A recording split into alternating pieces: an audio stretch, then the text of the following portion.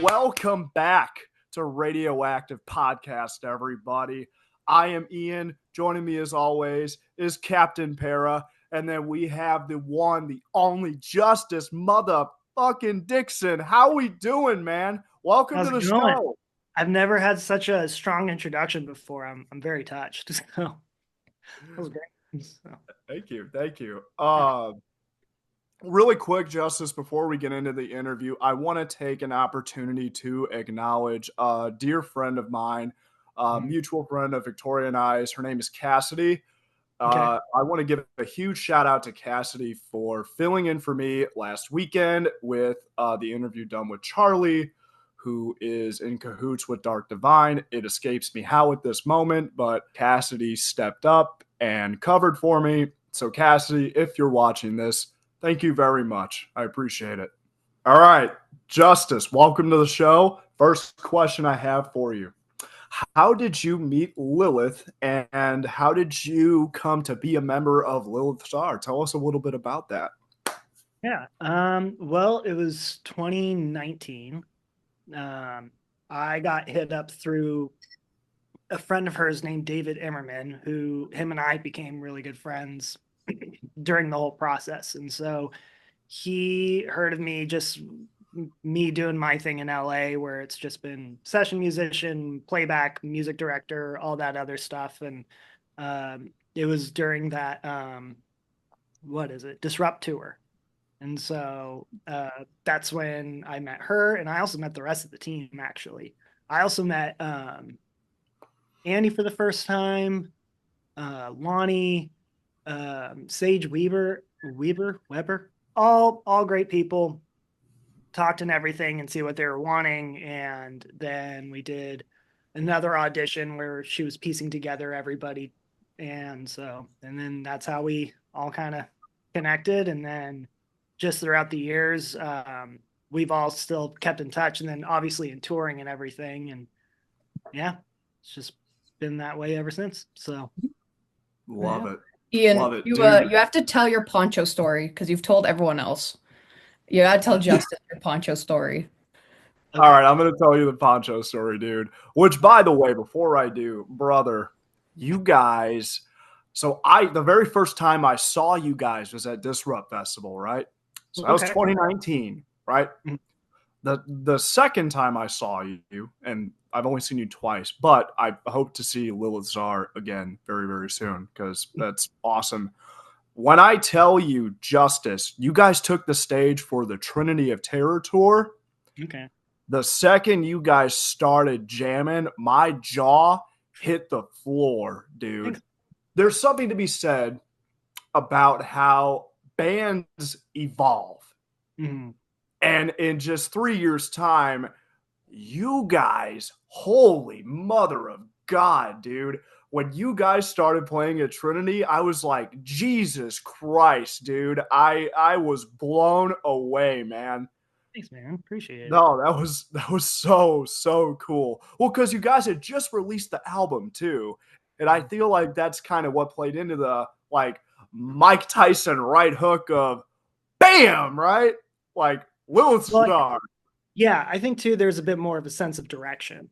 So with everything that she built, this whole entire world, this brand, if you will, like all this stuff, to where I think for the rest of us, we were seeing what she was doing and kind of knew how to, it just kind of instinctively based on what she was doing, just how to contribute to that, if that makes any sense.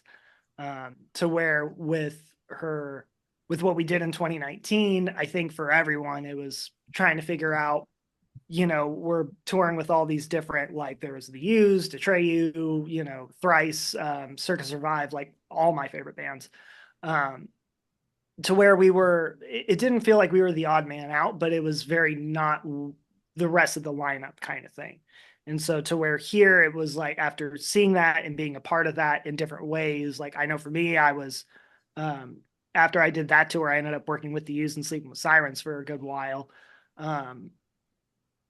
There was something to where when she was starting to like figure out this brand and this like Lilith Czar persona or character kind of thing. Like it just everything kind of clicked. I feel a little bit more compared to Disrupt, to where I think all of us in our own ways were kind of figuring out what can and can we not bring to the table, and then make sure it's still, at that time, Juliet's show, if that makes sense. Yeah. Yeah. No, that's awesome. That hit the nail right on the head, man. Yeah. But the poncho story is from Oh, yeah. Disrupt, and so it was raining. St. Louis, Missouri. That's where I'm from. I'm from St. Louis, Missouri, and the show with Juliet Sims, Lilith, Czar, what have you. That's where I first saw you guys, and I had a poncho on because my buddy and I were getting soaked. We were getting soaking wet, and we were in the mosh pit, right? We were in the pit, and she had mentioned Lilith, Czar, Juliet Sims. She was on stage talking. She mentioned something about horses. I just made a little horse sound in the audience, like neigh or some.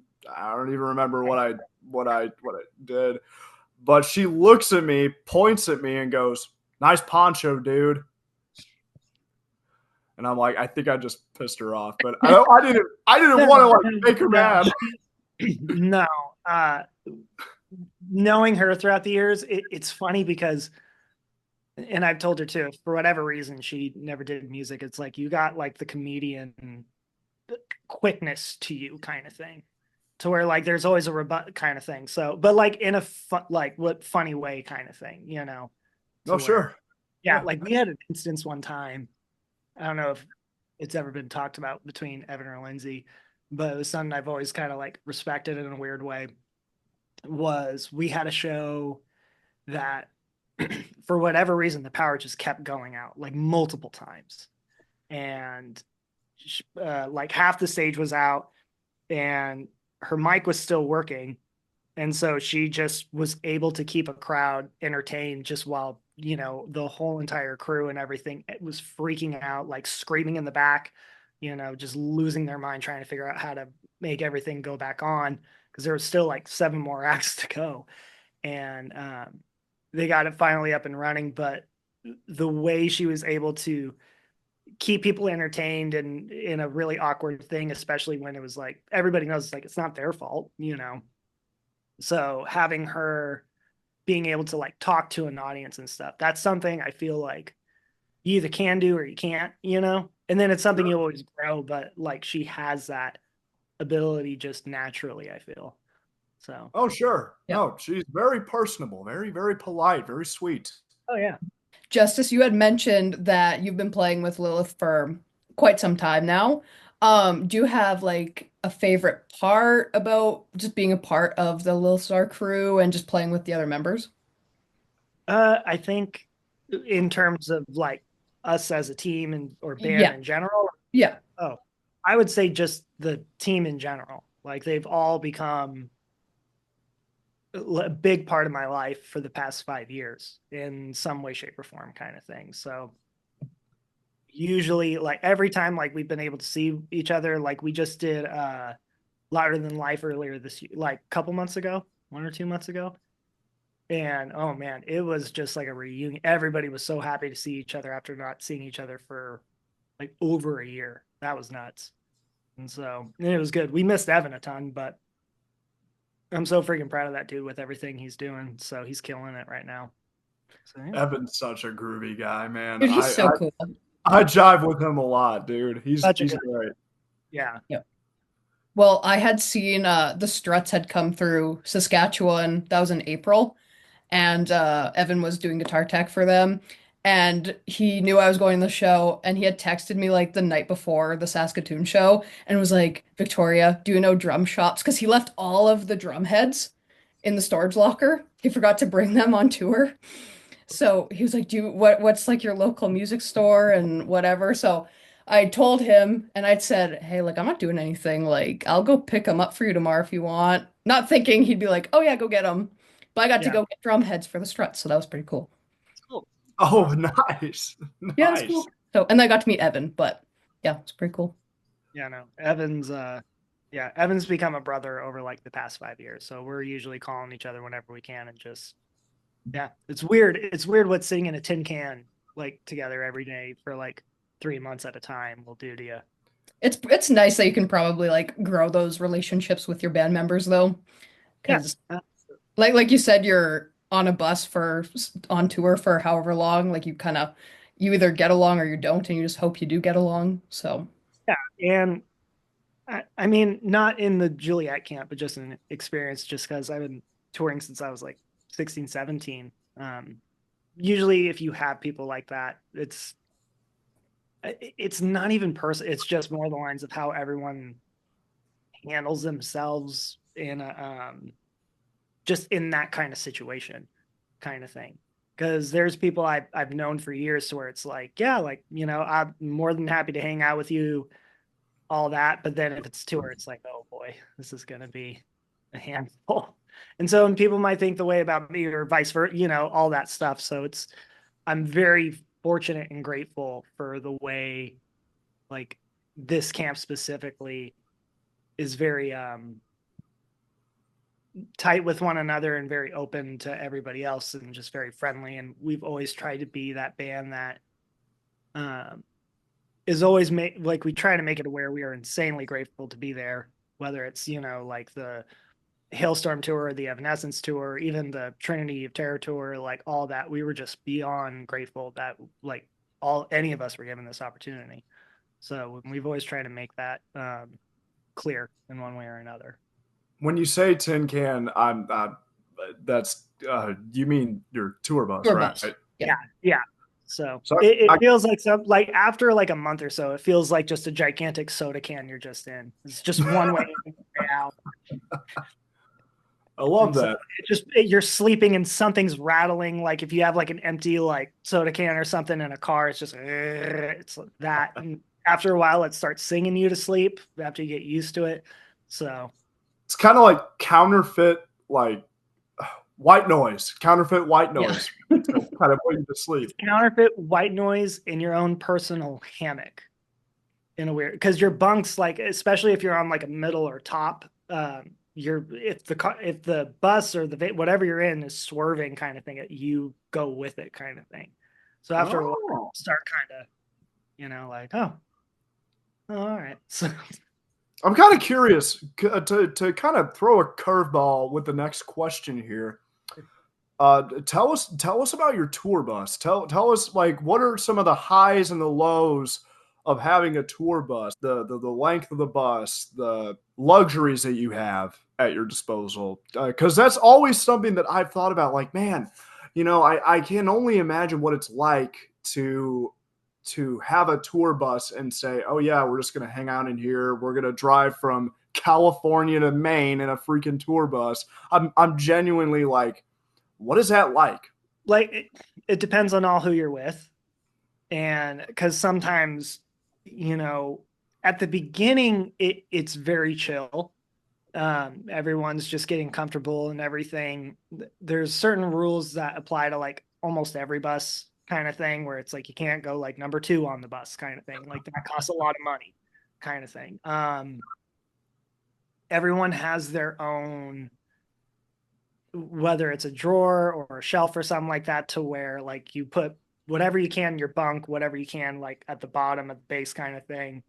And then it's almost like having like your own studio apartment that you live with like between 6 to 12 people at a time. And so you just learn how to be respectable of everybody's space and everything. Bunk hallway is always known as a place of like, if you're someone who's like very rowdy or anything, even then, like the bunk aisle, especially if there's 2 closed doors to get in or go to the other end, if someone's sleeping there, like be respectful. Someone's just trying to get some shut eye or get some rest kind of thing. Don't be a nuisance or anything like that. That's what the front's for. Or if you're wanting to, like every once in a while, like if I'm doing playback, I'll take the back of the bus and just work and zone out to where I'm not bugging anybody. I can do whatever I need to kind of thing. Or a TM will take over that or something. It's all kind of the same depending on who you go with. Those are typically the general rules. So, and I've, been on a bus with, Lilith, or I did Melanie Martinez, like actually 2 months right after my first tour with Juliet at the time, after that Disrupt tour. And so it's all kind of the exact same rules for everyone, kind of to a degree. So, yeah. I could dig it. I could dig it. So when Sorry, Ian, you go ahead. No. Ladies first. Oh, Ladies first. I'm curious to know, is there like a bunk level that people like fight over, or like do you just kind of like get assigned, or like how does that work? Middle, it's kind of first come, first serve. So sometimes, like I've been on like tours where I'm crew, and they will usually tell like newbies, like, you get top or you get like very bottom kind of thing. Middle's kind of that nice meat in the middle kind of thing. So if I can ever get a middle bunk, that's usually the one I'm gunning for. So depending on your bus, especially if it's an older bus, you hear everything happening underneath you. And then on the top, depending on your driver, and again, depending on the bus, like if he so much as makes like a left turn, your whole body's going in with it, depending on what side you're on or not. So middle's that weird common ground where it's like, okay, it's not as awful. You still know you're on a bus, but it's not as bad. Do you have a shower on the tour bus? Some do, some don't. So, yeah, I've been in ones that have it, other ones that just don't. So it's weird. They're all the same, but they're all different in their own way. Like I've been on ones where they've had just one huge kitchen area kind of thing, and then another where it's split off on both sides. And so depending on how that goes and where the trash can is, like the one that's in like a trash chute kind of thing, depending on where that is, that's kind of how they, I guess, build around like the bathroom and the kitchen area. That's something we've never asked anybody on the show. We've never had like a tour bus discussion. And it's so weird because it's something like that Ian and I have always been like, you see pictures of the outside of the bus, or even just like kind of quick shots of the inside, but it's like and they look so big too, but you kind of wonder I what know. like on like inside. And it's funny because sometimes they're just really small in there. So, or after a while they start to feel a little bit smaller. Claustrophobic, kind of. Get me out of here. You can get that way after a while. So, I know, like most of the times, there's people that will, as soon as you get on the bus, if the driver needs to get gas or we're on a break or something, the moment they can step off that bus, they will, kind of thing, because they just need to know like they can go outside, like things like that, because there's not really a window you can open at like your side of like the bunk or anything. So it can get a little claustrophobic for some. Do you guys ever have like it's kind of maybe not. Do you guys ever have like a movie night where you guys all like get in the living room area and watch a movie together as a band when you're driving? We've done that maybe once or twice, and it's typically South Park or I remember, funny enough, on the Disrupt tour, we had this odd tradition. Every time we had a venue with laundry, we would like do the show like after like we were quote unquote clocked out for the day, like we did everything we were supposed to. Now, whether the festivals are still going on or bus calls at like 4 a.m. or something like that, there was like a week stint. It might have been like the 4th of July weekend, but they did on Comedy Central like just a marathon of drunk history. And so all of us would be folding our laundry and watching Drunk History together. So that was something I remember specifically. And then, I don't know, I think it depends again, like who you're with and if that's something they want to do. We did a night, I was on a tour where one night, a few of us were quoting the movie What We Do in the Shadows. I don't know if any of you've ever seen that. Get out of here. Are you serious? Not the show, but the movie. Yeah, no, dude. Yeah. Taika Waititi. Yeah. So love him. Yeah. So we ended up showing the rest of the bus that movie because we kept quoting it. So because we had a dude on there named Peter, and he's always seen it. So every time he walks by, we're like, Peter. So, dude. And he just would randomly hiss. So everyone's like, what are you doing? We're like, okay, we're gonna watch this. Like we have a day off tomorrow and a 12-hour drive, so we're just gonna watch this. So do you have any idea how awesome that things is? Like that happen. every once in a while. And if it does, it's either towards the beginning or the end of the tour. Because after a while, too, when you're doing it day to day, like sometimes you just want time to yourself kind of thing.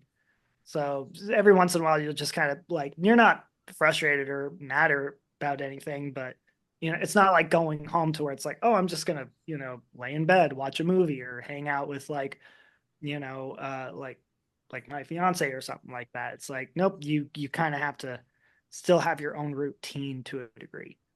So after a while. So I think that's for anybody. Doesn't matter the size of artist you are. If you're touring for quite an extensive time, you have to do that for yourself. Like I know for Lindsay, that's anytime we're at a venue, she usually takes a walk and travels and stuff.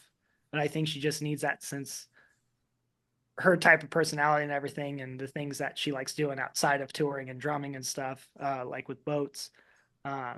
It made sense. For me, it's just I'll tend to do the same thing. Funny enough, like I'll listen, like if I'm on a tour like Trinity of Terror and it's certain artists that are playing, as much as like I think they're wonderful and they're great, I'll listen to the exact opposite of what we're doing.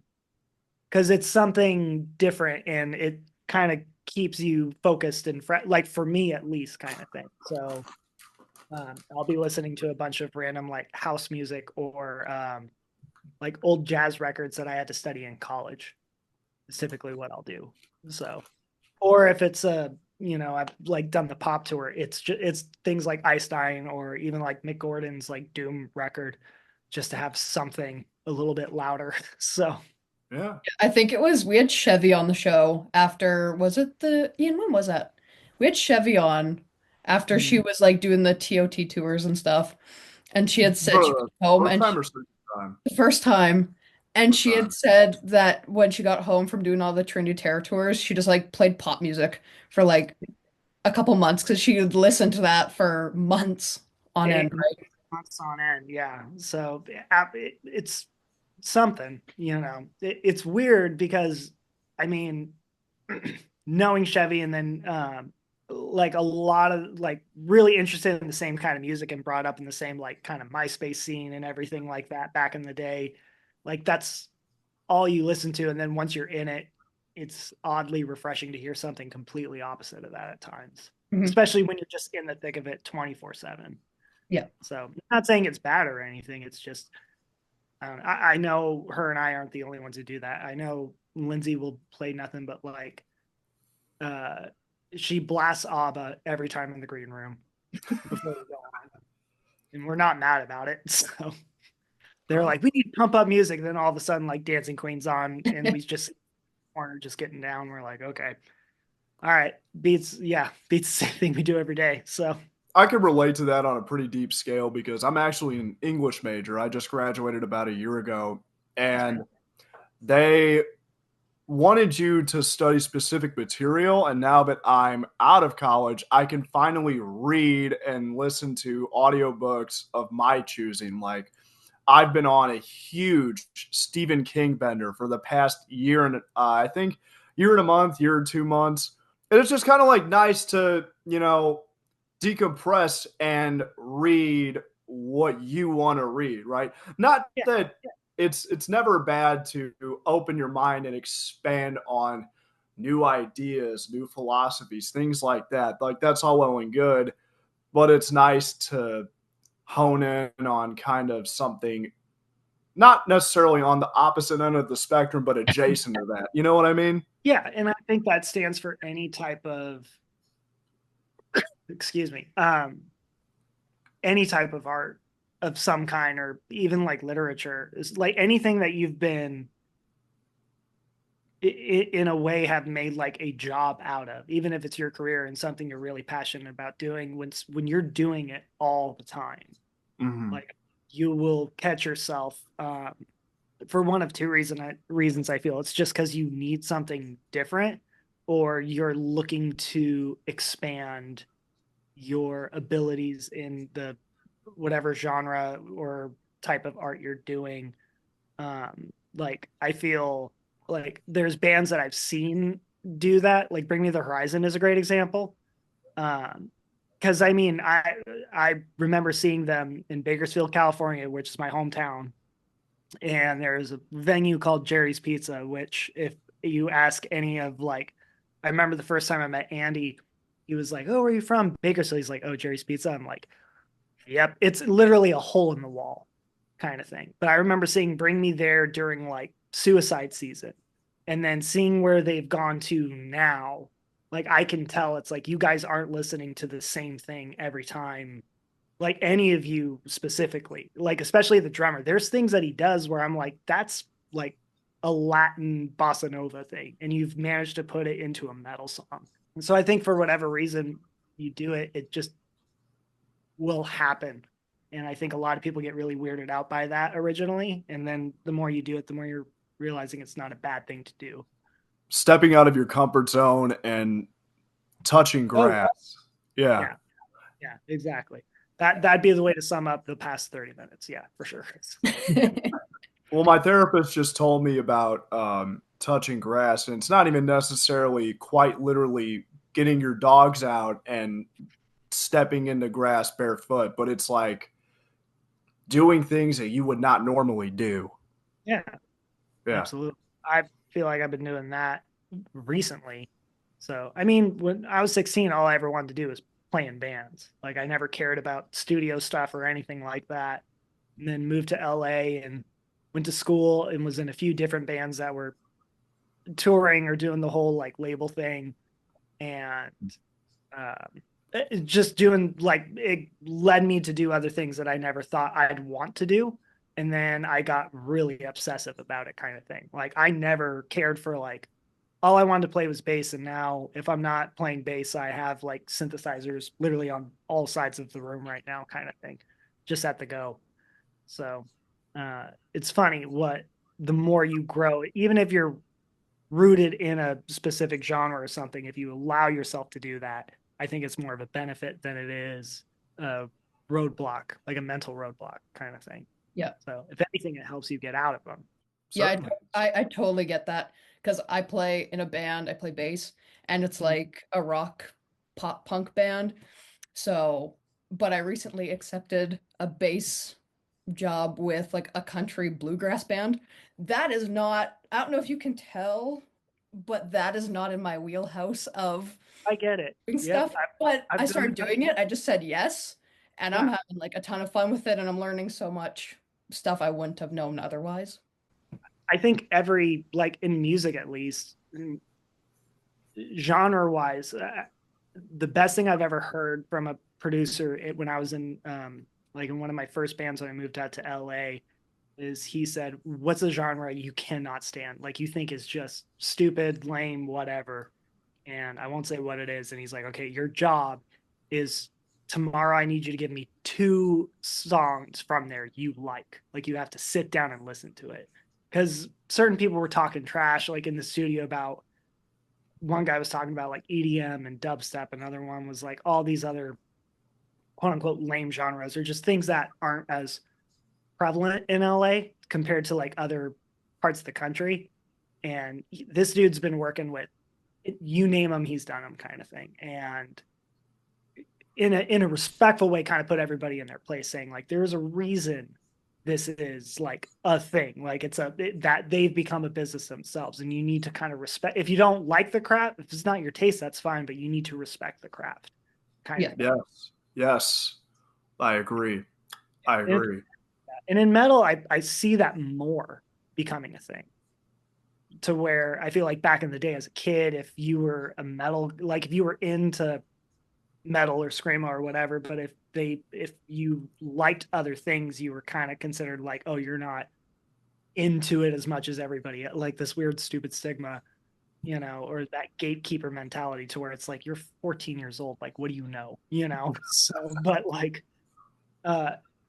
in a way, like I feel like every genre has that, but those that step out of that, you just see so much growth. And sometimes things where you're like, yeah, it's a little cheesy or it's not my cup of tea, but I respect you for doing something that no one's done. Mm-hmm. Now whether or not you should or not, like that's up to you, kind of thing.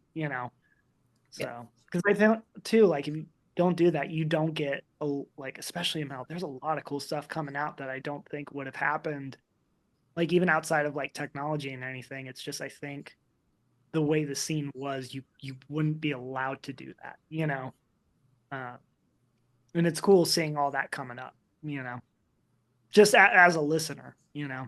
And I find that that is true about my dad and I were literally just having this conversation the other day. The same could be said about college. You know, college opens your mind to so many different ways of thinking. You can see the Dorito dust on my fingers. I don't, sorry, that was weird. You're good. But again, you know, you, my whole life, a majority of my childhood friends never went to college, right? I had only one, maybe two that actually did. And personally, and I'm sure you could relate to this, Justus, I'm happy that I went to college to get that experience of, again, touching grass, stepping out of your comfort zone, going and experiencing different ways of thinking. You might not necessarily agree with everything you are going to be educated on, but you can respect it enough to where you're like, huh, that's interesting. I never thought of it that way, right? And that's it's awesome that the same could be said about music and hell, movies, books, you name it. You just have to explore other avenues. Yeah, and as a person, you grow up, and you know you learn things you like and you don't. You know, like it's weird meeting a 34-year-old or whatever that still watches the same thing when he was 2 years old. You know, like you don't hear like a grown man going like, "Oh, I'm on like season 37 of Teletubbies." It's like that's not a thing. You know, like you naturally do that to where I think if you're someone who's interested in, let's say, the arts, like whether that's music, painting, underwater basket weaving, like whatever you can fit in that category of like you're gonna make something or you want to be a part of that in some way, shape, or form. Um, Expanding, and whether that's through college, I had a different experience with that personally, but college can be a good way to do it, kind of thing. You learn a lot, like a lot of technique, a lot of theory, especially like in something like music. But then there's things outside of college that you have to go in and experience yourself. Like there were dudes I went to school with that play circles around me. Like they play circles around the teachers even, but they have no idea how to interact with people. Like, and that's a skill set that you can learn only by doing it, you know? But like I had a roommate who is the sweetest guy ever and the most amazing guitarist I've ever met. And his whole dream was to be a session musician for artists like Pink and like a lot of those like bigger like arena pop artists, you know? But he would never, and this is no throwing him under the bus, or all he did was study. That's all he did. If he wasn't home, he was I could always find him at the school, kind of thing. And he never went out to shows, never got connected, not even making contacts, but just making like friends, like people you know. And oddly, you get more gigs out of that, I feel, than, like every once in a while you meet a guy from a label and then they'll hit you up potentially depending on what they need because they remember you. But if you make certain friends, like, oh my gosh, like those doors open up, but because they know you personally to a degree to where they know not only can you get the job done, but you're not going to be someone that the artist or whoever's like funding the tour, you're not going to be at their throat, like by day 2 of, a 60-day run or whatever. All right, Justice. So we've talked a lot about you playing for Lil Czar and a bit of some other stuff, but what kind of other projects do you have on the go? Do you play for any other bands, kind of repetitively, or are you just kind of filling in every once in a while? At the moment, it's been a lot of filling in / starting new things. I just recently played for the artist Vana. I don't know if you guys know who that is, but I'm Vana. Not to give, I'm giving away like not self promotion, but this artist I just worked with, she's awesome. So look it up. It's fantastic. I started doing that and helped her out with her first shows. She only did 2 this year in the States. She just did a Australian tour with Stan Atlantic. Okay. Ago. So, and she's started from the TikTok thing, but she's got incredible songs, really cool stuff happening in the works, and got to work with her, and that was a really fun experience. And then I also do, like I was saying, I do a lot of playback engineering and setting up playback rigs for a variety of artists. Most named is Used, Melanie Martinez, and Sleeping with Sirens. Did all their playback, and a few others that are in like different genres. Like there's a R&B group I did for a while named Emotional Oranges, and they're a lot of fun. And then I've been doing film score recently, which is new and exciting. And then also been making electronic music, just because oddly enough through tour I got really into that. Because again, I was listening to either metal or pop or something like that every day. Did what that producer told me to do, is like pick a genre you don't really listen to, and to where now I'm just obsessed with certain artists, and I like sound design a lot. So got really into that and making weird noises. Love it. Emotional Oranges is a pretty awesome. It's a strong name. It's a I strong love name. it. I love it. Yeah. No, I would say if anybody who listens wants to try broadening your horizons, it's R&B, but it's a lot of fun. So it's some good stuff. So my mind has been on video games for the last, give or take, 2 hours. And I say that because prior to pre-gaming with Victoria for this interview, I recently just purchased the latest Xbox console. So I traded in my old console and I got the new Xbox Series X. I'm literally looking at it right now. So nice. Very, very nice. So my question for you, Justus, is pick any video game that already exists. You are sucked into the video game and you have your own anthem. So it's a two-parter. What video game do you want to be sucked into? What is your anthem and why? Oh, man. I'm so sorry. You're asking the wrong guy. I don't want people to freak out. I am not a video game dude. Okay.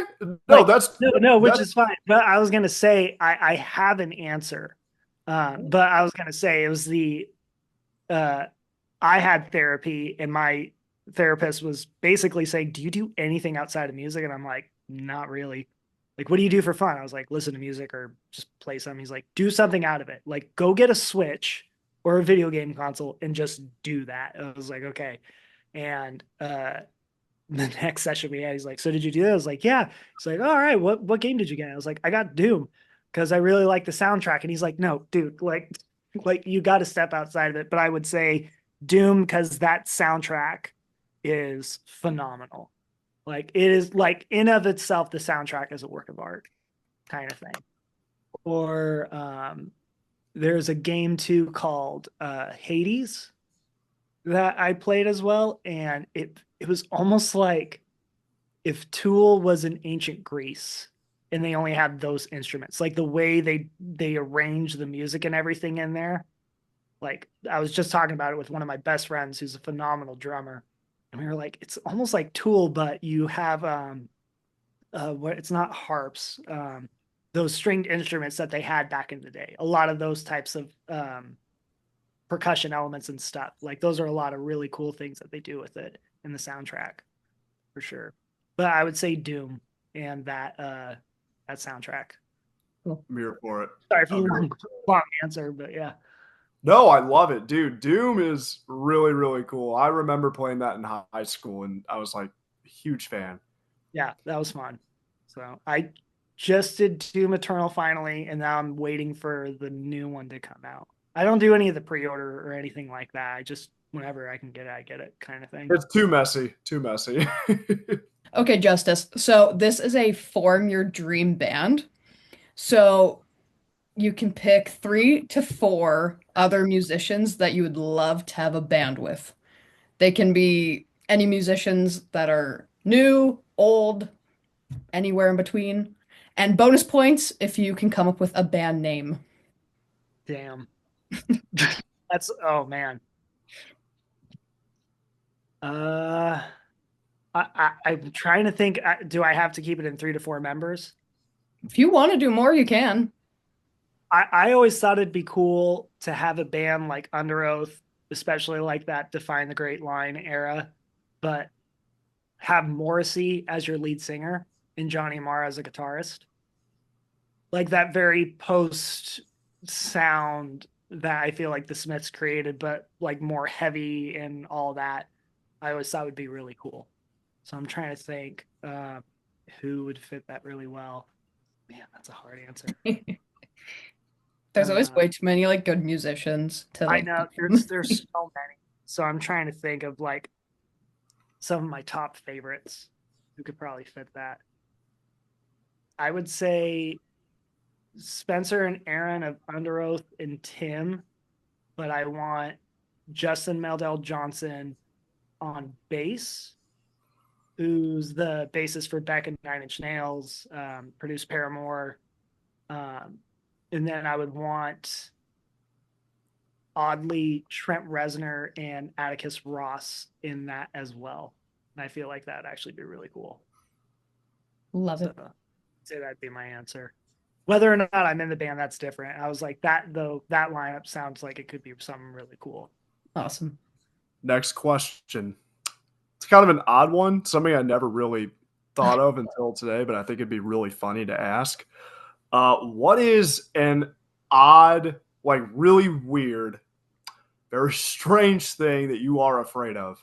Like scenario or like actual like thing, or it could be either one. Either one. I'm trying to think. At the moment, I just got a new house, and my fiance just moved in, and we have raccoons on the property, and we have a dog door. So I'm always terrified because our dog will run in and out of the house the whole entire time. And I'm always terrified because I hear him every night. And so so I'm always worried I'm going to forget to, like, we have a lid for the doggy door.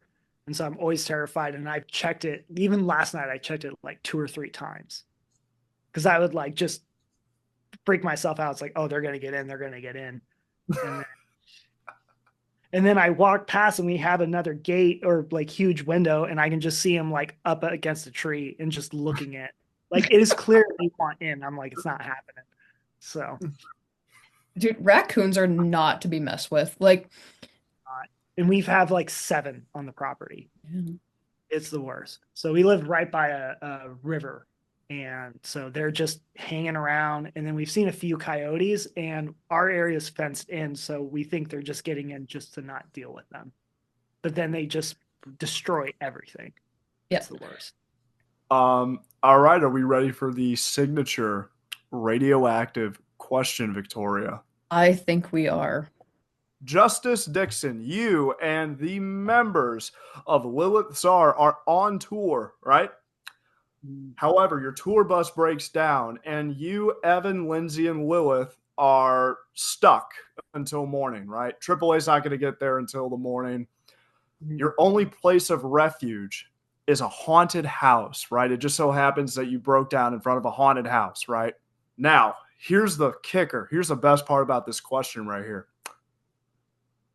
Until dawn, the 4 of you are haunted by a dead celebrity of your choosing.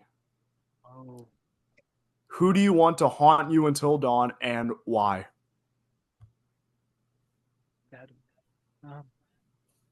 Trying to think. I'm forgetting all the celebrities that are dead and or alive. Would it help to hear the top 3 answers? Do you know Evan or Lindsay's really quick? No? I don't think so. I can't remember what they had said. What are the top 3? Like, I'm trying to think of something witty and something that would annoy them in a good way. So Yeah, I can't remember what they had said, but our top three, Ian, we have a new top one, by the way. We do. Betty White has been bumped to second. You're kidding. Yeah, number one is now Robin Williams. We have had way more people saying Robin Williams. Then Betty White is now demoted to second. Third place is a tie between Elvis and Michael Jackson. I'm gonna say, you know who I'm gonna say? I'm gonna say Taylor Hawkins, because I would want just to actually be somewhat decent at drums. That'd be amazing. We'll just get the drum kit out of the trailer and just go.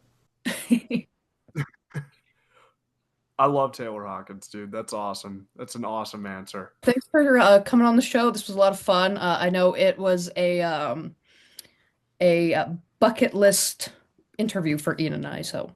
Well, I'm glad I could do it finally.